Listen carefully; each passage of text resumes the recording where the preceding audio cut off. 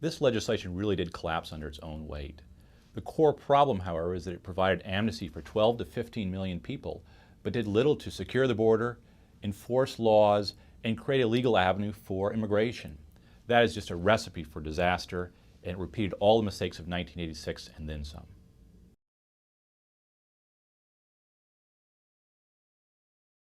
With the collapse of the Senate legislation, one thing we shouldn't do is repeat the mistake of comprehensive legislation. The best option is to opt for an altogether new strategy, an incremental approach which does piecemeal what we need to do in the first place.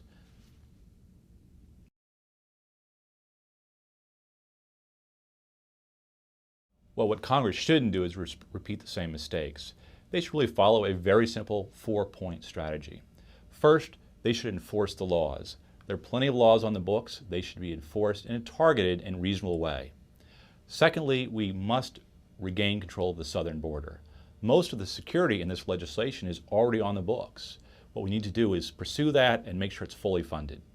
Third, we should strengthen our legal immigration process. It has to be fair, orderly, and efficient.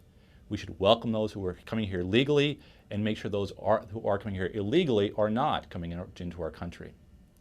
And fourth, we need to think about legal avenues for those that want to come and work here. A reasonable, flexible, temporary worker plan would do a lot to not only foster security, but help our economy.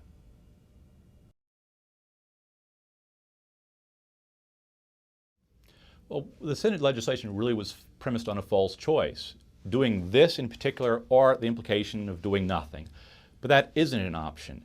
We clearly have a broken system. Our borders are porous. We need to strengthen our immigration, our legal immigration system. And we also need to protect our national security. Those things are achievable. It's important to realize how close we are to gaining those things. We have lots of laws on the books. We have lots of things we can be doing now. We need to add just a few reasonable things to that.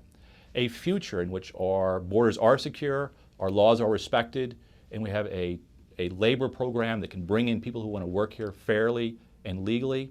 Those things are all possible and are achievable.